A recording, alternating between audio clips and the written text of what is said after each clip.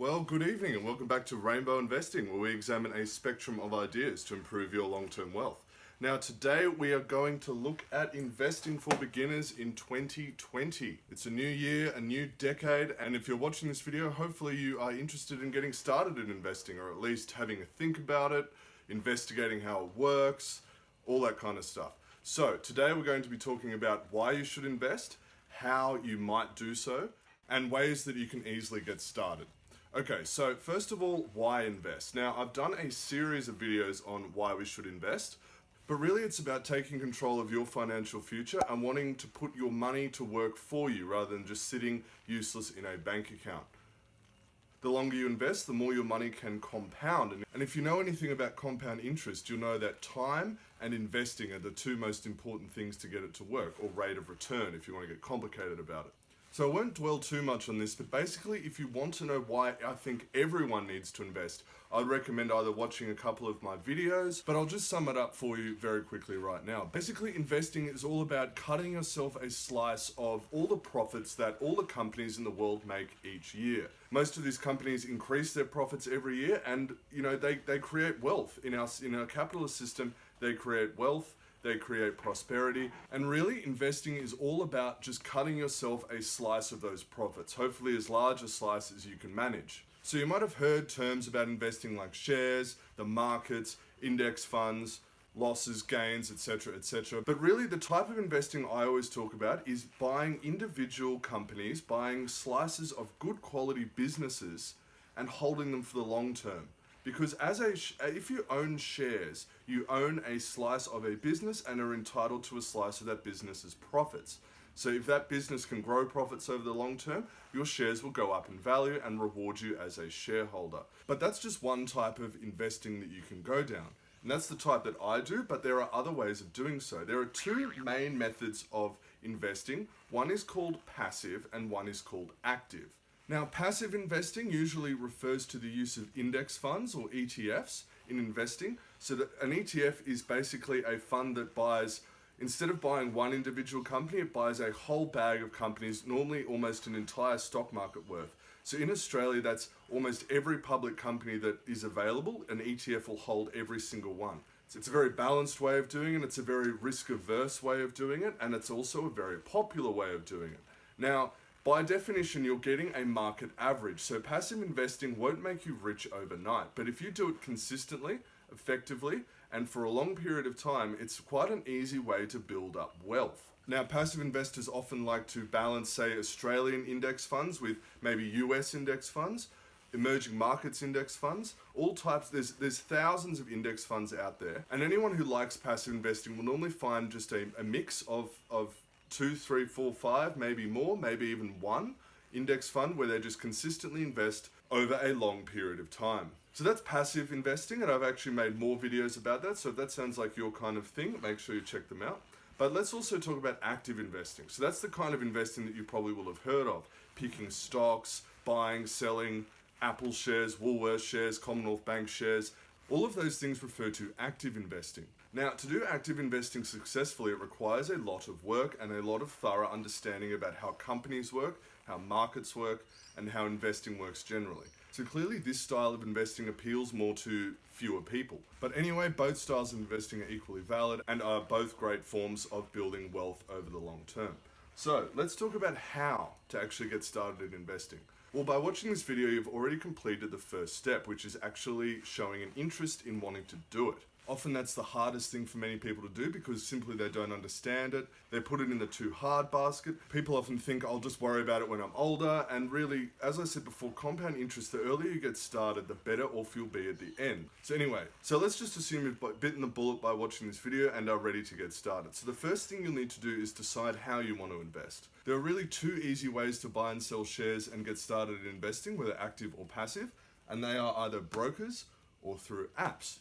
Now let's just talk about apps for a sec. Apps have become a very popular way to invest over the last few years, in particular with apps like Raise, Spaceship, Commonwealth Bank's new CommSec Pocket app. There's actually quite a few options out there, and I've actually done videos on most of those apps available. So if you're interested in learning more, I would highly recommend you check them out. But basically, apps make it easier to invest whilst also charging a small fee for doing so. So there's a bit of pros and cons to it, but there's actually a lot of apps out there that I think make the process really easy to do, really easy to understand, and I would highly recommend at least checking them out if that kind of thing appeals to you.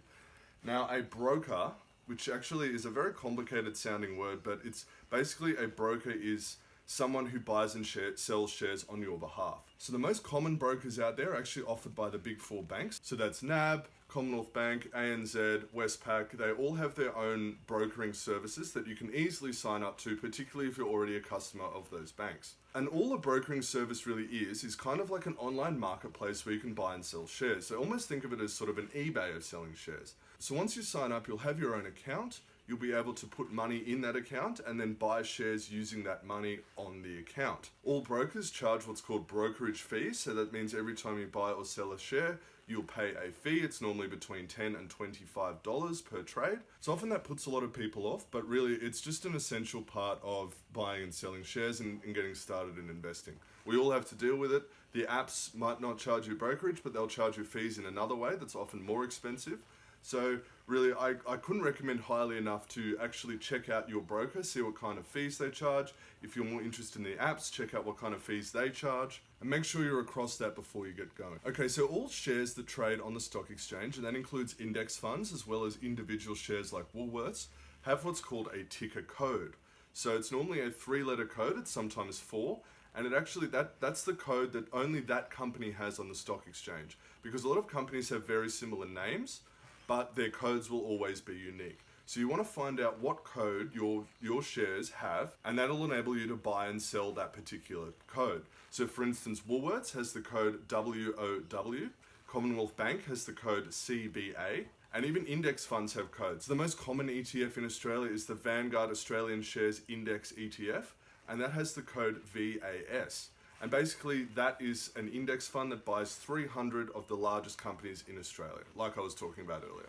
So if you were to get started in investing, you first want to make sure that you have a sum of money to invest, obviously. So whether that's $1,000, $2,000, $5,000, or even more if you're lucky, once you have that ready, you can put it in your brokerage account. And once that's there, you can search the ticker code. So say you want to buy a passive index fund, so the Vanguard one, you'd put in VAS, and then you'd be able to buy however many shares of VAS you have with $5,000. And say you wanted to get started in active investing, you would do exactly the same thing, but you would put the code of whichever stock you found that you'd like to invest in. So say Woolworths, you'd put WOW into your broker. You'll find that Woolworths shares, I think they're going for about $37, $38 at the moment. So if you had $5,000, you would buy however many Woolworths shares you'd like with that. You can put in the amount, put in how much you want to order. You can either select limit order or market order. So a market order would just take whatever the share price is trading at the current time and buy the shares at that price.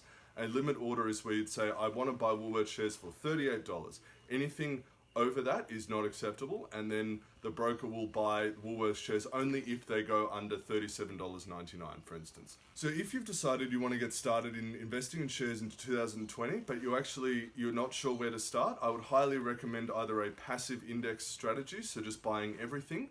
It's a really good first way of getting started.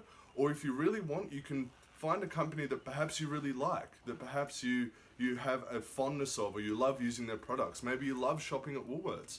Maybe you love banking at Westpac. Maybe you love using Afterpay and you want to invest in that company. So once you've found a company that you'd like, and a really great thing to do is to do some research, find out how they actually make money, try and work out if they're going to be making more money in 10 years' time or less, because if they're going to be making less money in 2030, then it's probably not a company you want to invest in.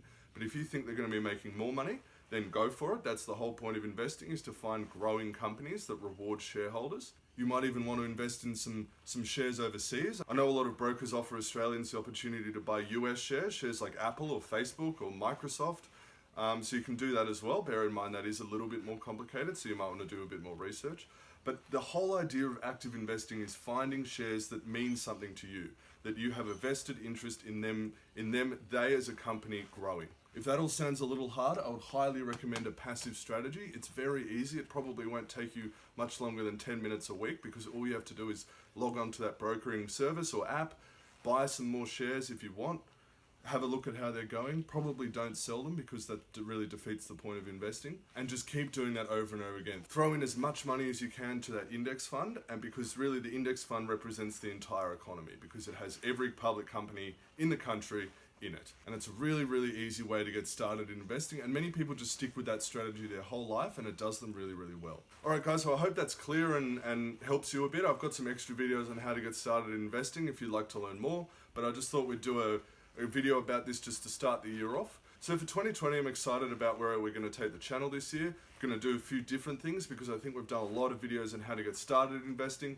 But so I think we're going to take things to the next level. Maybe have a look at some US companies. Maybe have a look at some strategies for investing, like dividend investing, investing for retirement, investing for cash flow, so getting passive income each month. That's the kind of thing I'm thinking about taking the channel into this year. So if that sounds like something that might interest you, make sure to leave a like on this video so I know, and it really helps the channel out regardless. And if you haven't already, please hit that subscribe button. We do videos on investing and personal finance, all kinds of stuff. So if that sounds like it would be of interest to you, I'd love to have you on board as a subscriber.